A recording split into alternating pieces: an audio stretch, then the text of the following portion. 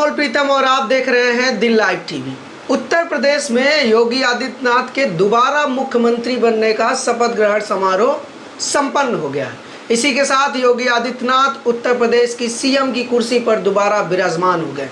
लेकिन सीएम की कुर्सी पर बैठते ही योगी आदित्यनाथ ने एक ऐसा फैसला लिया जिसके बाद से सवाल ये उठने लगा कि क्या योगी आदित्यनाथ के निशाने पर फिर से इस कार्यकाल में भी आजम खान और उनके बेटे रहेंगे। जिस तरह से पिछले कार्यकाल में योगी आदित्यनाथ ने एक के बाद एक ताबड़तोड़ मुकदमे दर्ज कराए और आजम खान को पूरे 5 साल तक निशाने पे रखा, क्या उसी तरह से अब फिर से बड़ी कार्रवाई करने की कोशिश कर रहे हैं योगी आदित्यनाथ। दरअसल बड़ी खबर है, एक तरफ जहां योगी आदित्यनाथ शपथ ले रहे थे, ठीक उसी वक्त रामपुर की पुलिस रामपुर के डीएम को पत्र लिख कर कह रही थी कि आजम खान और उनके परिवार के सभी सदस्यों के हथियारों के लाइसेंस रद्द किए जाए। आपको बताते चले कि रामपुर में आजम खान की खासी चलती है और एक धाक रखते हैं, और इस बार भी आजम खान और उनके बेटे अब्दुल्ला आजम खान दोनों ने विधानसभा की सीटें जीती हैं, जिसके बाद से मामला बढ़ा और अब जाकर उनकी जो लाइसेंसी बंदूकें हैं, जो राइफल्स हैं, उनको जब्त करवाने की तैयारी चल रही है। रामपुर पुलिस ने डीएम को पत्र लिखकर समाजवादी पार्टी के नेता आजम खान, पत्नी तंजीन फातिमा और उनके बेटे अब्दुल्ला आजम खान के नाम से बनाए गए सभी हथियारों के लाइसेंस रद्द करने को कहा है, क्योंकि उनके खिलाफ कई आपराधिक मामले दर्ज हैं।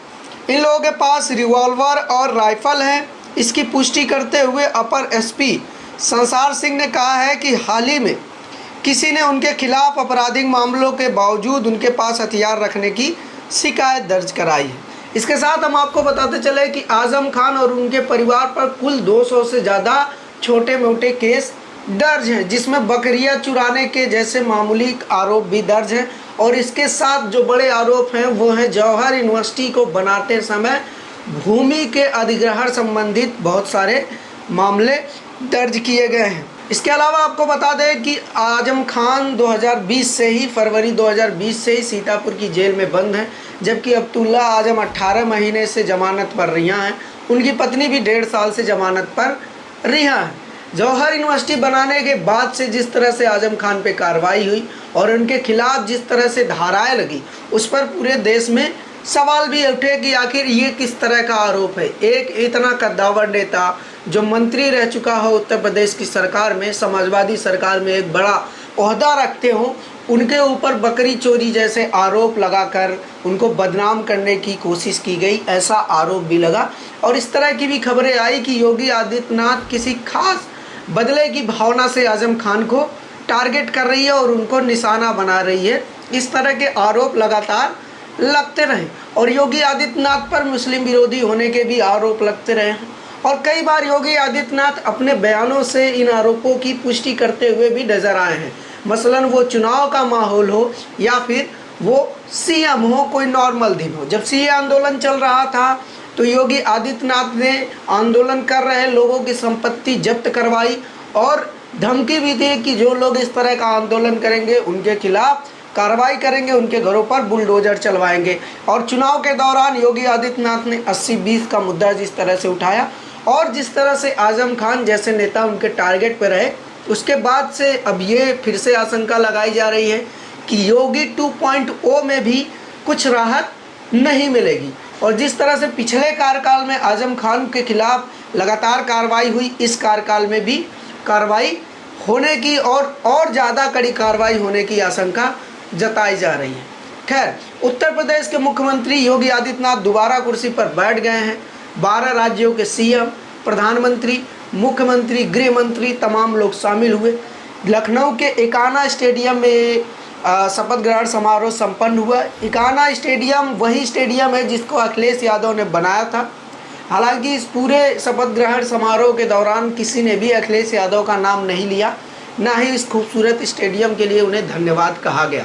इस पूरे शपथ ग्रहण समारोह में 60,000 से ज़्यादा लोग शामिल रहे और गोदी मीडिया के एंकर मुझे लगता है सबसे ज़्यादा शामिल रहे, क्योंकि वो जिस हिसाब से पिछले 3-4 दिनों से लखनऊ की पल पल की गमले से लेकर झाड़ू लगाते कर्मचारियों तक की हर किसी खबर को ब्रेकिंग बना के पेश कर रहे थे, तो उस हिसाब से भी लग रहा था कि सबसे ज़्यादा अगर इस शपथ ग्रहण में शामिल कोई है तो गुर्दी मीडिया के एंकर हैं। खैर वो खबरें भी हमने देखी जब लखनऊ के तमाम संपादक और न्यूज़ चैनलों के रिपोर्टर योगी आदित्यनाथ के सामने झुक गए थे और उनकी बहुत आलोचना हुई कि इतना नहीं झुकना चाहिए, थोड़ी सी रीढ़ तो बचा के रखनी चाहिए। ये सारी बातें हैं, ये सारे सवाल हैं। और जिस तरह से योगी आदित्यनाथ दोबारा से उत्तर प्रदेश की मुख्यमंत्री की कुर्सी पर सब बैठ गए हैं, उसके बाद से ये सवाल है कि क्या योगी आदित्यनाथ बिल्कुल फिर वही पैटर्न अपनाएंगे और उसी तरीके से काम करेंगे, क्योंकि मुसलमान की जो इमेज गई इस बार चुनाव में कि वो पूरी तरह से सपा के साथ है। और जिस तरह से यादवों के ऊपर कार्रवाई हुई और यादवों पर फर्जी इनकाउंटर करने के आरोप लगते रहे मुख्यमंत्री योगी आदित्यनाथ पर, और यादव भी पूरी तरह से सपा में साथ रहा, तो क्या इस बार भी यादव और मुसलमान को चिन्हित करके या उन्हें निशाना बनाकर कार्रवाई करेगी उत्तर प्रदेश की पुलिस? ये सारे सवाल हैं, क्योंकि संविधान की जो शपथ लेकर आज योगी आदित्यनाथ फिर से उत्तर प्रदेश की कुर्सी पर बैठे हैं, क्या उस संविधान का पालन करेंगे और उस संविधान के उस आर्टिकल का पालन करेंगे जो ये कहता है कि जाति धर्म रंग से दूर हर नागरिक के साथ कानून बिल्कुल वैसे ही पेश आएगा जैसा कानून को पेश आना चाहिए।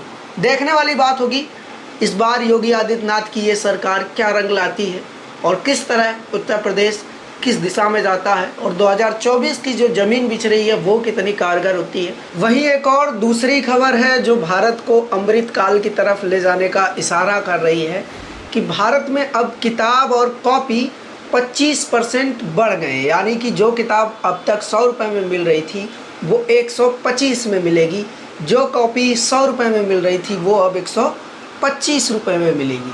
तो दूसरी तरफ सवाल ये भी उठा कि जिस देश में किताबें महंगी होती जा रही हैं और फिल्में टैक्स फ्री होती जा रही हैं, उस देश का भविष्य किधर जाएगा, ये बड़ा सवाल होगा। क्योंकि इसके बाद से संकट सबसे ज़्यादा उन परिवारों पर आएगा जो परिवार गरीबी रेखा के नीचे जीवन यापन करते हैं और किसी न किसी तरह के सरकारी या गैर सरकारी अनुदान पर निर्भर होते हैं। ऐसे परिवारों के लिए किताब खरीदना और प्राइवेट स्कूलों में पढ़ाई कर पाना बहुत ही मुश्किल होने वाला है, क्योंकि एक तरफ सरकारी ढांचा बर्बाद हो चुका है, सरकारी स्कूल में किस तरह की पढ़ाई हो रही है वो बताने की ज़रूरत नहीं है, और सरकारी स्कूलों में किस समाज के लोग और कौन से वर्ग के लोग पढ़ रहे हैं ये बताने की ज़रूरत नहीं है। उत्तर प्रदेश का कोई भी ऐसा स्कूल नहीं है जो किसी प्राइवेट स्कूल से मुकाबला कर सके।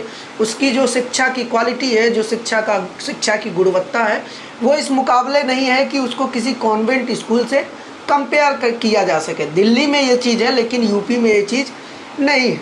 ऐसे में उत्तर प्रदेश की 5 करोड़ से ज़्यादा आबादी जो गरीबी रेखा के नीचे शायद रहती है वो कहाँ जाएगी, और उसके साथ उसके बच्चों का भविष्य किधर जाएगा, ये बड़ा फैसला होगा। क्या योगी आदित्यनाथ इस दिशा में कोई काम करेंगे, क्योंकि शिक्षा ही सबसे ज़्यादा ज़रूरी चीज़ है। शिक्षा, स्वास्थ्य, ये 2 चीज़ें एक आम नागरिक के लिए बहुत ज़रूरी होती हैं। ऐसे में अगर योगी आदित्यनाथ दोबारा सीएम की कुर्सी पर बैठे हैं तो क्या वो शिक्षा के रिफॉर्म पर काम करेंगे? क्या वो सरकारी स्कूल और सरकारी शिक्षा को इतना बेहतर बना पाएंगे कि वो प्राइवेट को कंपटीशन देने लगे जिस तरह से दिल्ली के सरकारी स्कूल दे रहे हैं? ये सारे सवाल होंगे और ये सारे सवाल लगातार पूछे जाएंगे, और सबसे बड़ा चैलेंज योगी आदित्यनाथ के लिए यही होने वाला भी है, क्योंकि पिछले 2-2.5 साल में जिस तरह से कोरोना और लॉकडाउन की वजह से तमाम छात्र पढ़ाई नहीं कर पाए, ऑनलाइन क्लास की बस एक बात रही, लेकिन सरकारी स्कूल में पढ़ने वाले बहुत सारे बच्चे नहीं पढ़ाई कर पाए। क्या उनके लिए कोई प्लान है? क्या उनके लिए कोई रोड मैप है? क्या योगी आदित्यनाथ इस दिशा में भी कुछ सोच रहे हैं, या फिर 5 किलो राशन को ही विकास समझेंगे? ये सब कुछ तय होगा योगी आदित्यनाथ के अब के कार्यकाल और अब के लिए गए डिसीजन पे कि उत्तर प्रदेश का भविष्य किधर जाएगा। क्या एक सुनहरे भविष्य की तरफ जाएगा, या जिस तरह से उत्तर प्रदेश से उपद्रव की खबरें आ रही हैं, धार्मिक उन्माद की खबरें आ रही हैं, और लोगों के पीटे जाने और मामूली बात पर कभी गोरक्षकों द्वारा लिंचिंग करने की खबरें आ रही हैं, कभी बजरंग दल द्वारा मुसलमानों को सताने की खबरें आ रही हैं, तो कभी सवर्णों द्वारा दलितों को पीटने की खबरें आ रही हैं। इसी तरह से खबरें आती रहेंगी। इन सब पे योगी आदित्यनाथ क्या स्टैंड लेते हैं और किस तरह से इन चुनौतियों से निपटते हैं, ये सब देखने वाली बात होगी। लेकिन तब तक की तमाम खबरें और अपडेट के लिए आप जुड़े रहिए हमारे साथ और देखते रहिए।